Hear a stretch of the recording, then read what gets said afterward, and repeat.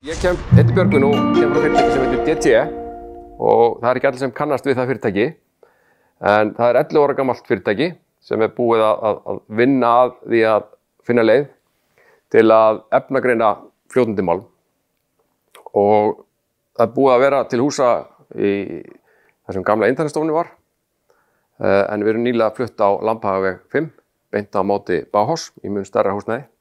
Við erum 50 manna fyrirtæki og ætlum okkur að umbylta efnagreiningu á fljótandi málmum. Það voru 2 stofnendur að þessu fyrirtæki sem höfðu talsvert unnið fyrir álverin og þeim fannst mikil tími, mikil orka og mikil sóun vera í hvernig núverandi sýnataka gerð og svo efnagreining og þannig að þeim datt í huga að gera eitthvað öðruvísi. Og sem betur fer spurðu þeir engan hvort þetta væri hægt eða ekki því að þetta hafi verið reynt áður og ekki tekist. En þeir spurðu engan og þetta svipað með býfluguna. Það sagt að eðlisfræðin segja að hún geti ekki flogið en hún flýgur bara samt. Og þeir kláruðu sig af þessu og við erum með tæki sem getur efnagreint fljótandi ál og okkar tækni í raun fljótlegri, öruggari og gefur nákvæmari niðurstöður í rauntíma og getur þar alendis bara tíma, orku ásamt í að auka öryggi starfsfólks. Og eins og ég sagði þá fókusinn á áliðnaðinn en það ekkert sem segir að þetta geti ekki nýst í annan málminna. Með tækninni og lausnunum okkar gerum við viðskiptavinum okkar kleift að bæta krítíska ferla og virðið þeirra með rauntíma gagnasöfnun efnainnihald fljótandi málma sem notuð til ákvarðanatöku næstu skref í ferlinu. Og þannig sé okkar lausnir taka á atriðum eins og þannig sé lágri framleiðni út af löngum biðtíma. Kemur aðeins inn á það á eftir. Breytileika í innihaldi hráefnis, til dæmis efni af óþekktum uppruna. Öryggi starfsmanna með notkun þjarka í sumum okkar lausnum kemur mannsöndin hvergi nærri. Orkunotkun, stytta tíma sem þarf að halda bráðinni heitri og sjálfbærni, endurvinnslu sem málminnaðurinn og við öll þurfum að takast á við og það á eftir að hann sé að aukast á næstu árum.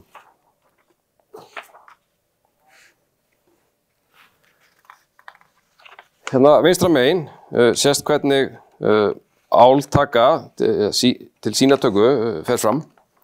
Og þær eru þannig sé handvirkar og hægar og því með löngum millibili. Fljótandi sýni getur verið yfir 800 gráður sem tekið og steypt. Það þarf síðan að kæla áður en greining getur á sér stað. Þetta eins og ég sagði handvirkt og talsvert villugjarnar.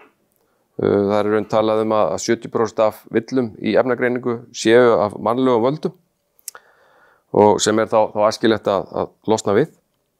Hefðbundin sýnataka getur verið hættuleg starfsmönnum. Það verið að vinna með fljótandi málm í áliðnaði 800 gráður eða getur verið meira og vandamáli með álið að það sést ekki að það heitt.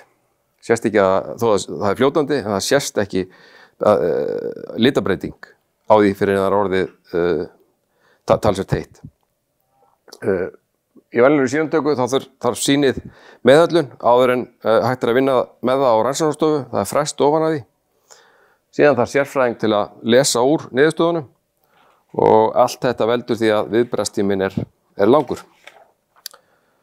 Og það hérna myndband. Hérna vinstra megin sjáum við tæki frá DT í notkun eða í vinnu og hérna hægra megin sjáum við þessa hefðbundnu sýnatöku. Og þetta spilast. Tæki frá okkur fer yfir hausinn yfir rennuna, hausinn fer niður að yfirborðinu og þetta virkar þannig að það skotið leysigeislum ofan á yfirborðið. Þá myndast þannig séð plasmi og við tökum mynd af því og út úr því litrófsgreining gerð og við fáum upplýsingar efnainnihaldið og þið sjáum að vinstri glugginn farin því að við erum búin í greiningu, við vitum efnainnihaldið en starfsmaðurinn ennþá að búa sig undir sýnatökuna. Hann tekur ál setur í steipumót. Það þarf svo að kæla það og þið sjáu að það er búið að hraða á myndbandinu svo okkur leiðist ekki of mikið. En hann klæði sig svo úr hliðarfötunum og þarf svo að labba með stykkið inn á rannsóknarstofu. Þar sem það fer í gegnum tvíþætt ferli, fyrst frest ofan að því og svo efnagreiningin framkvæmd. Kælir þetta aftur því að það má ekki vera of heitt eða þetta fer inn á rannsóknarstofuna.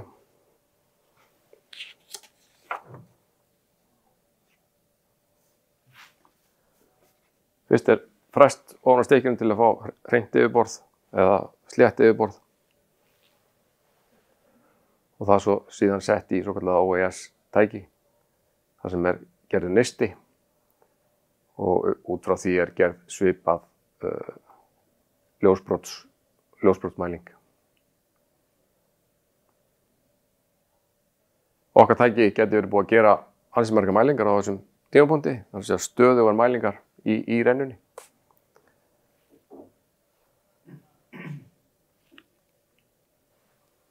En við sjáum þörf í áliðnaðinum að minnstakosti á 3 stöðum og hérna lengst til vinstri það sem við köllum portable lausn. Það þá tæki aftan á svona gólfbíl, rafmagnsgólfbíl sem keyrir á milli þá í Kerskála. Það sem eins og til dæmis í Straumsvík. Þar þá tekið handvirkt sýni úr kerinu og sett í tæki hér og efnagreint. Önnur lausn það sem við sáum á myndbandinu, þá það tæki sem stöðugt yfir fleitirennu í steypuskála. Og svo þriðja lausnin þá þjarki sem tekur sjálfvirkt sýni úr deglu og setur inn í tæki hjá okkur og efnagreining fer fram. Ég vil meina að þetta svona svipað og þegar ljósmyndatæknin breytist, fórum úr filmuvélum yfir í stafræna tækni. Áður þurftur að taka filmun úr, fara með hann í framköllun og þegar best lét þá gastu fengið þetta innan klukkutíma. En núna tekur mynd á símann og þú sér myndina strax. Þetta sé svipuð tæknibreyting. Einhverjar spurningar? Víða í álverinu? Við erum með tæki í Rio Tinto í Straumsvík og sem þetta portable tæki hérna lengst til vinstri. Og svo erum við með sjálfvirkt tæki, 4 sjálfvirkt tæki upp í Norðurál sem eru í innleiðingu. Við erum með 2 tæki á rannsóknarstofu, 1 í Noregi og 1 í Bandaríkjunum. Og við erum svo með 1 svona portable tæki í Dubai, stóru álveri þar. Þannig að það eru tæki þannig út á mörkinni og við erum stöðugt að læra af notkun þeirra. Þetta íslenskt fyrirtæki? Já, íslenskt fyrirtæki þið starta hér en það eru konur erlendir fjárfestar að hluta til inn í það. Og fjárfestar úr þessum iðnaði, þannig að þeir hafa fulla trú á okkur, eða þau hafa fulla trú á okkur. En það krefst þess að máluminn séu skúmaður? Já, það að taka gjallið ofan af. Þið konið með róbótan einhvers staðar líka? Já, hann í lausn hjá okkur í Bandaríkjunum. Þar einn róbót, kúkaróbót, stór, sem fer ofan eða inn í ofn, í endurvinnslufyrirtæki, fer inn í ofn og tekur stórt sýni og setur það beint inn í tækið okkar. Upp í Norðurál, þá þetta 2 róbótalausn, 1 stór róbót sem tekur ofan úr deglu og afhendir í okkar róbót sem setur þetta inn í tækið. Og þetta stundst alveg þetta hítálag sem Já, það virðist gera það. Stóru róbótarnir eru klæddir í cover. Þannig að það til að venda þá fyrir hitanum. En klárlega það reynt að takmarka þann tíma sem það tekur að ná í sýnið og skila því. Þannig að það er reynt að lágmarka þann hita eða þann varma sem fer í tækin. Lausnir okkar, eins og ég kom fram á fyrir glæru, getur verið á nokkrum stöðum. Það er við rafgreiningarkerinn að taka mælingu þar eða að taka beint úr deglunum sem eru keyrað þá deglubílum í steypuskála. Eða, sem er mjög áhugaverður kostur, það er þessi endurvinnslugeri út allan heim. Þar er allur líkindum stór þörf af því að þau fyrirtæki fá fullt af hráefni sem þú veit ekkert hvað er í. Þannig að því er öllu sturtað í ofn, hita og svo þarf það að fara að taka sýni til að vita hvað er í þessu, til að vita hverju þú þarfst að bæta út í af betra hráefni.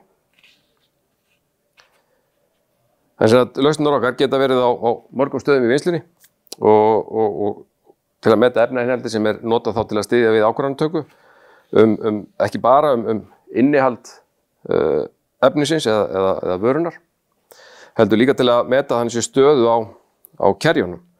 Ef við förum að sjá hækkun á járni í kerjunum, þá er það svona vísbending að kerið sé kannski komið á líftíma, að fóðringi sé farin að gefa sig. Getið þið greint alla málma með þessari tækni? Ekki alla, en það fer fjölgandi þeim efnum sem við getum greint. En fókusin hingað til hefur verið á sig helstu efni, silikon, járn, kopar, sink. Það sem áhuginn liggur. En síðan minnkar alltaf og minnkar innihaldið af efnum sem eru lengra og eru minna áhugaverð, sko. En sem sagt, við afhendum ekki bara tæki sem innihalda tækjauppbúnað. Tækið er eitt og það kemur einhver greining út úr því. Við afhendum líka kerfisuppbúnað sem gefur notandanum yfirsýn yfir hvað er að gerast í vinnslunni, sem styður við ákvarðanatöku hans og með forspármöguleikum og allt hjálpar þetta til að stytta tíma og bæta ákvarðanatöku. Upphafs- og endurtekningar nákvæmni tækni DT við erfiðar iðnaðar og háheita aðstæður án þess að þörf sé á endurkvörðun tækina, því að mælitæki er bara alltaf gefur okkur einhverja tölu, en það er ekki það með sagt hún sé rétt. Það þarf að kvarða flest öll tæki og alla skynjara og við teljum að við séum með tækni sem þarfnast ekki mikillar endurkvörðunar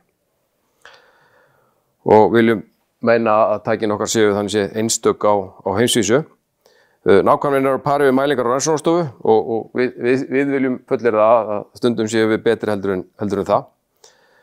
Það sem tækni DT gefur tækifæri á að mæla efnainnihald í rauntíma er hægt að taka mun örar mælingar heldur en áður hefur verið gert og vita raunstöðu efnainnihald og til dæmis stytta tíma sem uppgufun efna og bráð þarf að eiga sér stað. Og þetta graf hérna í miðjunni sýnir uppgufun sódíum í venjulegu áli og svo í álblöndu og þið sjá að það talsverður munur á eftir því í hverju sódíum er uppleyst og til að láta sódíumið gufa upp þá er ákveðin tími sem þarf til og ef við göngum alltaf út frá því að hér sé þetta sé sódíumið í bráðinni, þá gætum við þurft hérna 40-60 mínútur uppgufunartíma en ef við vitum að við erum hér í upphafi þá getum við stytt þetta niður í stytt tíman sem þarf til. Með þessu mælingu? Já, með því að vera örurar mælingar og þú far niðurstöðuna strax. Með hefðbundinni mælingu þá tekur mælingu og fer með það inn og það geta liðið 10 eða 15 mínútur og 10-15 mínútur í alvöru er talsverð orka, sko. Þannig að ef við vitum þetta strax og vitum að við erum hér, ok, við þurfum þá ekki að bíða meira, þá má fara með þetta í steypun. Gefa hann upplýsingum og hittast í málunum líka? Já, við vitum það.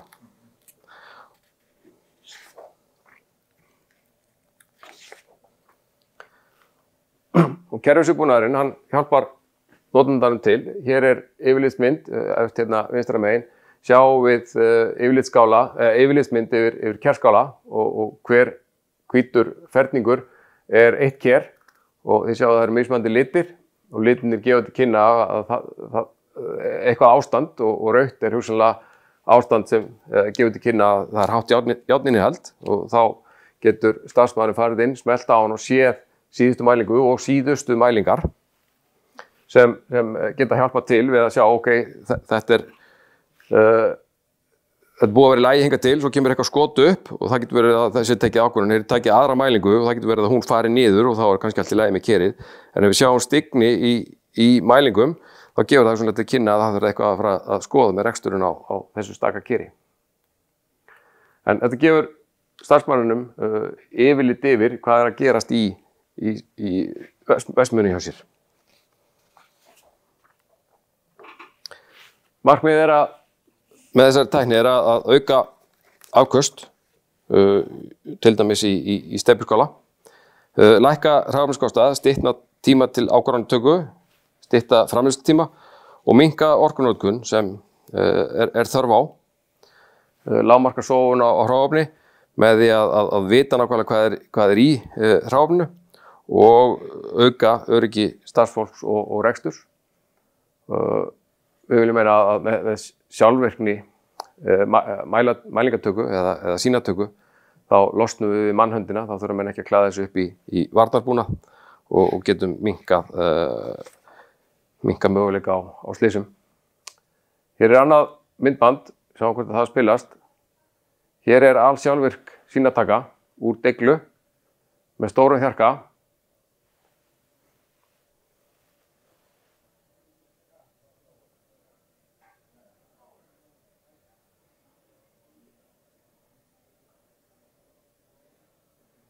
Hann er að hella yfir í aðra ausu sem er hér.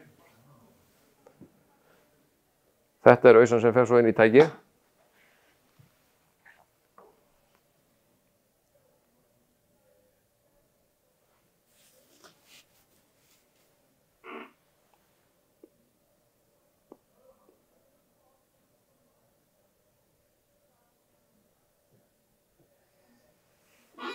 Er engin munur á áreiðanleika? Nei, hverju aðferðinni sem þú ert með? Sem þessi portable eða sjálfvirka eða automatík? Tækning við efnagreiningunni er nákvæmlega svo sama. Það getur verið mannlegur þáttur í portable-lausninni af því að þar þarf að taka sýni handvirkt og skila af þér. Þannig en tæknin er nákvæmlega svo sama.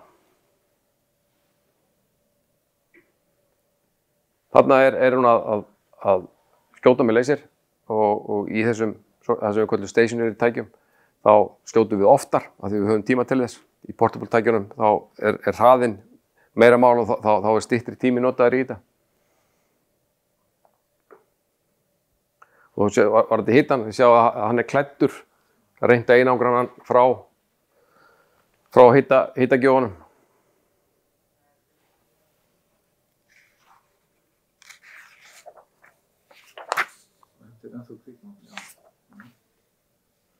Þannig er verið að skila þessu í steypumót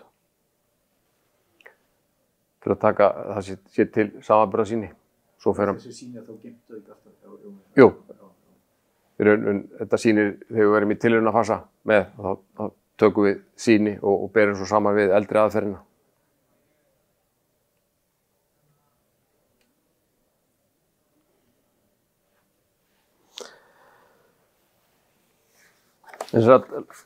Okkar sýn er að lágmörkun efniskostnaðar fæst fram að því að vita fyrirfram efnainnihald þess efnis sem blandaði saman áður en það blandað saman í ofnin sem síðan er steypt úr og það er þá hægt að velja úr mismunandi kerjum efni með mismunandi innihaldi og forspá þá endanlega niðurstöðu ef verið að gera kröfum gæði þar sem er lítið járn eða lítið af einhverju aðskotaefni þá verður hægt að velja hágæðaál með litlu innihaldi á móti einhverju batsi sem er með hærra af því og fá rétta niðurstöðu.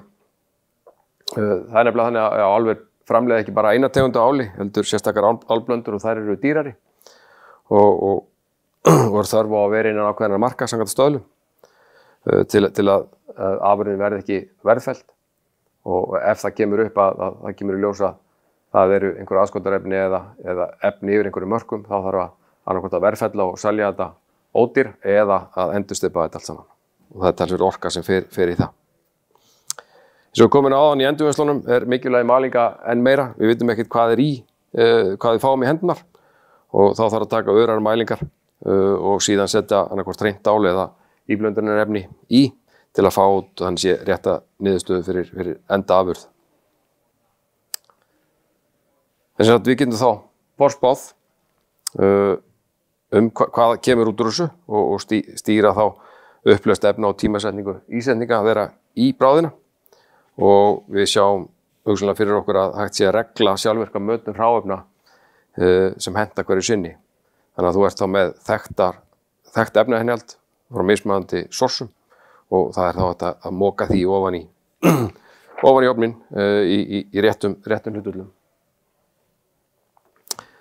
Ef efnainnihald er þekkt og staðfest með reglulega mælingum og bráðin er einsleitt er þetta forspá betur hvernig bráðin kemur út og hvenær hún er tilbúin til steypunar.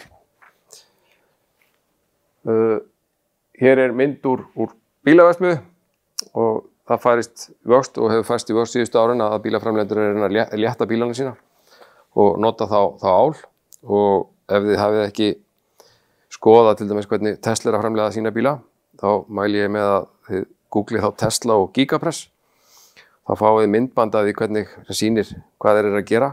Þeir taka fljótandi ál, setja það í mót og pressa því með gríðarlegum þrýstingi inn í mótið og út kemur svona fjórðungur af burðarvirki í bíl. Þannig að þar er eflaust gott að vita innihald efnisins og eins til að forspá hve lengi þarf þetta að vera í mótinu að kólna til þetta komi þá rétt út. Skiptir máli að efnainnihalds og eiginleikarnir séu þekktir. Ef efnainnihald er ekki mælt reglulega eykst hætta á endaafurð sé ekki innan þeirra marka sem ætlunin var og eykur líkur á að endurvinna þurfi afurðina eins og við komum inn á áðan. Með tilheyrandi ekki bara kostnaði og svo hugsanlega umhverfisáhrifum þar sem hugsanlega orka sem þar til er ekki umhverfisvæn. Með reglulegum mælingum er hægt að framleiða rétta afurð ódýrar þar sem minna þarf af íblöndunarefnum til að vera innan marka þar sem við vita nákvæmlega hvað afurðin inniheldur. Með öðrum mælingum er hægt að ná rekjanleika á efnainnihald niður á staka hluti. Ef við erum með svona tæki staðsett yfir rennu sem er að steypa, allt efni sem fer framhjá er þá mælt innan einhvers tímaramma og þá veitum við hvað var steypt á þeim tímaramma og þá getur seljandi eða framleiðandi vísa bara í gagngrunni hjá sér. Þetta var innihaldið í þessum boltum sem var verið að afhenda. Gæti hugsanlega gefið þá möguleika á hærra verði af því að það er tryggt að þetta er staðfest efnainnihald.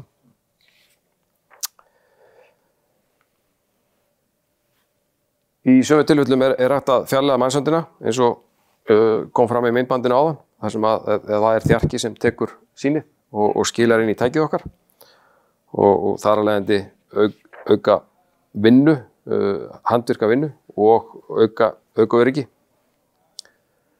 Gögnin okkar, eða tækin okkar skila gögnum upp í gagnagrunna, ekki eingöngu niðurstöðu mælingana, heldur líka stöðu tækisins, umhverfis hitastig ýmissa hluta í tækinu, segulsvið, stöðu mótara.